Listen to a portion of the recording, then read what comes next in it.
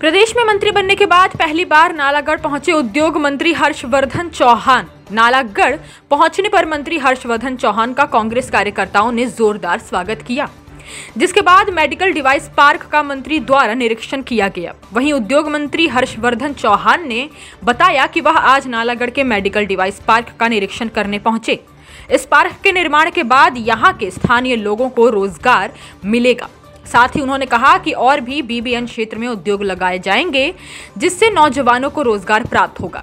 वहीं 70% हिमाचलियों को उद्योगों में तवाजु दी जाएगी।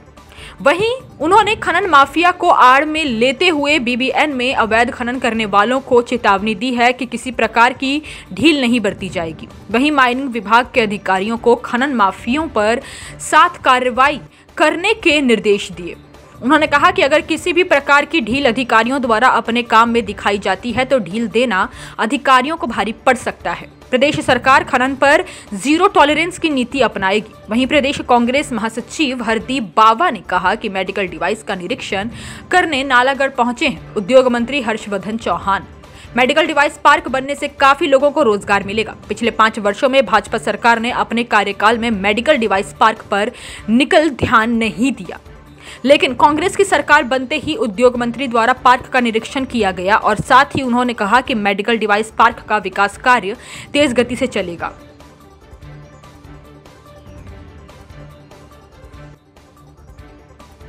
मैं नालागढ़ में हमारे जो है मेडिसिनल डिवाइस पार्क जो है वो बन रहा है, उसका निरीक्षण करने आया हूँ और बहुत सुस्ती से काम चला हुआ था, क्योंकि इसमें गवर्नमेंट ऑफ इंडिया की भी एड है, हिमाचल प्रदेश की भी एड है। तो उसमें काम में कैसे तेज़ी लाई जाए, क्योंकि चुनाव भी था, आचार संहिता भी लगी थी, इस वजह से जो है स्पीड अप नहीं हो पाया। मैंने जब रिव्यू मीटिंग की तो उसमें जानकारी मिली है कि अभी तक इस पर ज़्यादा काम नहीं हुआ है, किस तरह से इसमें तेज़ी लाई जाए। तो इसलिए मैंने आज अधिकारी भी यहाँ पर बुलाए हुए हैं और हमारी सुखविंदर सिंह सुक्खू जी के नेतृत्व में जो कांग्रेस की सरकार बनी है, हमारी नीति है, हमारी पॉलिसी है कि हिमाचल प्रदेश में जो निवेश है और बढ़े, और हम जो है हर सुविधा जो है वो इंडस्ट्रीज़ को देना चाहते हैं। हमने अभी निर्णय लिया है कि हम जो है सिंगल विंडो क्लियरेंस है इसको हम ख़त्म कर देंगे, क्योंकि इससे जो लाभ मिलना चाहिए और जो तेज़ी इन्वेस्टमेंट में आनी चाहिए वो नहीं आई है। हम एक जो अथॉरिटी बनाएंगे और एक उसको लीगल सेंक्टिटी देंगे, हम विधानसभा से एक्ट पास करवा के करेंगे। उसमें अनिवार्य होगा कि हर अधिकारी को टाइम बाउंड फेज़ में जो है वो एनओसी प्रोवाइड करने पड़ेंगे, और 118 की भी जो है वो उसके भी जो बीच के चैनल्स हैं, जैसे वो सेक्रेटेरिएट में फाइलें घूमती हैं, उसको भी हम जो है ख़त्म करने का जो है वो विचार कर रहे हैं। अभी तो इनिशियल स्टेज पे अभी हम लीगल ओपिनियन ले रहे हैं और बहुत सारी चीज़ें हैं, मगर हम उसमें ये करेंगे अथॉरिटी से, जो हमारी अथॉरिटी होगी, जो बॉडी होगी, उससे 118 की फाइल जो है सीधे मुख्यमंत्री को जाए, और with in a time frame जो है चीफ मिनिस्टर के लिए भी हम जो है टाइम फ्रेम करेंगे उसमें कि 118 की फाइल भी मुख्यमंत्री को एक टाइम फ्रेम के अंदर जो है उसको करनी पड़ेगी। हम चाहते हैं कि हिमाचल प्रदेश में निवेश बढ़े, क्योंकि हम रेवेन्यू डेफिसिट है, हमारे पास आज प्रदेश में 75,000 करोड़ रुपए के कर्ज के नीचे है, और लगभग जो है 11,000 करोड़ रुपए की जो देनदारी है वो पिछली सरकार ने छोड़ी है, जिसमें से कोई 4,500 जो है प्रेजेंट जो एम्प्लॉयज़ है इनका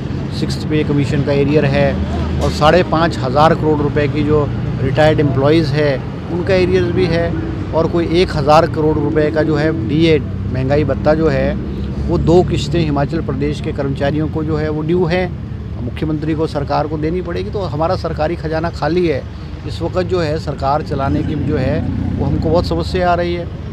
अब रेवेन्यू कैसे जनरेट किया जाए एक बहुत बड़ी समस्या है, और इंडस्ट्रियलाइजेशन को बढ़ावा देने के अलावा हमारे पास विकल्प नहीं है। अब गवर्नमेंट सेक्टर में जो है वो सरकारी क्षेत्रों में सैचुरेशन पॉइंट आ चुका है, नौकरियों की संभावनाएं कम है, मगर फिर भी हमने जो वायदा हिमाचल प्रदेश की जनता से अपने गारंटी प्रोग्राम्स में किया है, हम हिमाचल के लोगों को 1 लाख लोगों को सरकारी और प्राइवेट सेक्टर में जो है वो नौकरी देंगे।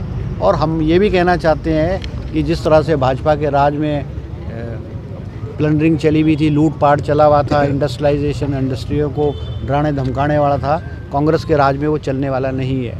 और हम जो है अगर ऐसी घटनाएं हमारे ध्यान में कहीं आएगी तो हम जो है वो कार्रवाई करेंगे। और इलीगल माइनिंग भी जो है बॉर्डर एरियाज़ में आपके बद्दी बरोटी वाला, नालागढ़ है, ऊना वाली बेल्ट है, पौंटा बेल्ट है, नूरपुर बेल्ट है। मैंने ये जियोलॉजिकल डिपार्टमेंट को हिदायत दी है जो इलीगल माइनिंग हो रही है उस पर सख्ती से कदम उठाए, जहाँ जहाँ पर्यावरण को नुकसान हो रहा है। और अगर हमारे माइनिंग ऑफिसर्स और जो एक्शन नहीं लेंगे तो हम उनके खिलाफ जो है वो कड़ी कार्रवाई करेंगे।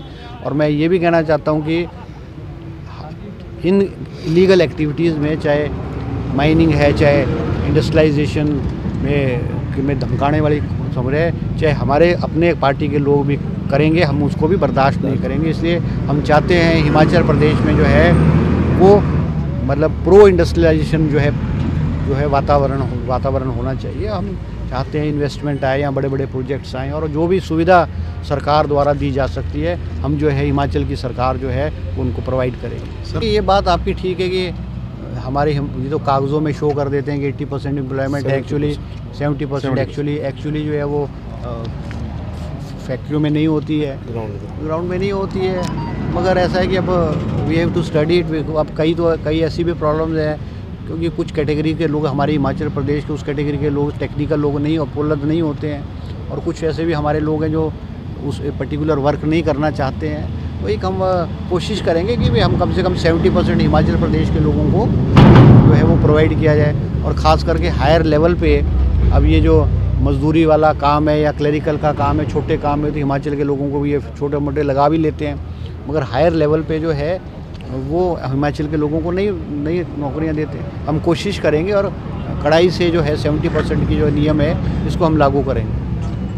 आज माननीय उद्योग मंत्री श्री हर्षवर्धन चौहान जी नालागढ़ विधानसभा क्षेत्र में जो हमारा ढेरोवाल की तरफ मेडिकल डिवाइस पार्क बन रहा है उसके निरीक्षण के लिए जो है यहाँ पर पहुँच रहे हैं। और हमारे कांग्रेस के कार्यकर्ता सभी हमारे साथी आज गर्मजोशी से उनका स्वागत करेंगे, उनका धन्यवाद करेंगे कि सरकार बनते ही, और ये क्योंकि मेडिकल डिवाइस पार्क जिस उद्देश्य के साथ बनाया जाना चाहिए था, बीजेपी सरकार जो है उसके लिए जो उसके प्रति गंभीर नहीं थी। पूरे 5 साल जो है इसके ऊपर जो है ये लोग वर्क करते रहे और पर कोई भी नतीजा जो है नहीं निकला। और आपने देखा होगा पूरे 5 साल में एक बार भी पूर्व उद्योग मंत्री जो यहाँ रहे विक्रम ठाकुर जी का दौरा हमारे क्षेत्र में नहीं हुआ और इस डिवाइस पार्क के लिए कोई गंभीर जो है ये लोग नहीं थे। तो आज मैं तो अपनी तरफ से कांग्रेस पार्टी की तरफ से धन्यवाद करता हूँ हर्षवर्धन चौहान जी का कि आज हमारे प्रदेश की सुखविंदर सिंह सुक्खू सरकार के मंत्री सभी लोग गंभीर हैं हर मुद्दे को लेकर और ये मेडिकल डिवाइस पार्क का निरीक्षण करने खुद आज जो है वो यहाँ नालागढ़ पहुँच रहे हैं। मुझे उम्मीद है कि आज जब इस क्षेत्र में उनका दौरा रहेगा, इस पार्क में वो निरीक्षण करेंगे तो यहाँ जो भी सही दिशा निर्देश होंगे उनके द्वारा जो है अधिकारियों को दिए जाएंगे और जल्द से जल्द इस पार्क को डेवलप करके यहाँ पे एम्प्लॉयमेंट लोगों को देने का काम होगा और यहाँ बहुत सा रेवेन्यू मैं समझता हूँ उसका फ़ायदा जो है वो प्रदेश सरकार को और विभाग को भी होगा। बिल्कुल जी, बिल्कुल। ये तो पहले दिन से हमारे पार्टी का वादा था, चुनावी वादा था कि हमने ओपीएस को जो है पहली कैबिनेट मीटिंग में जो है इसे लागू करना। मैं धन्यवाद करता हूं हिमाचल प्रदेश सरकार के हमारे मुखिया सुखविंदर सिंह सुक्खू जी का, हमारे पार्टी के सभी हमारे सरकार के सभी मंत्रीगणों का, हमारे उप मुख्यमंत्री मुकेश अग्निहोत्री जी का, जिन्होंने पहली कैबिनेट मीटिंग में ओपीएस का मुद्दा, ना सिर्फ ओपीएस बल्कि इसके अलावा 1500 रुपये हर महिला को 18 से 60 साल की महिला को देने का वादा भी जो है उनके द्वारा किया गया। और जल्द से जल्द ये दोनों, इस पर कमेटी भी बनी है जिसने रिपोर्ट जो है 1 महीने में अपनी देनी है और उस कमेटी की रिपोर्ट के बाद जो है इसका आंकलन किया जाएगा कि कितना जो है जितना एक्सचेकर को कितना खर्च जो है इसके ऊपर पड़ेगा और उसके लिए बजट एलोकेशन इनके द्वारा करके इस बजट में जो है ये इसे भी जो है पूरा करने का काम हमारी सरकार करेगी। हिमाचल प्लस न्यूज के लिए नालागढ़ से सुरेंद्र सिंह की रिपोर्ट।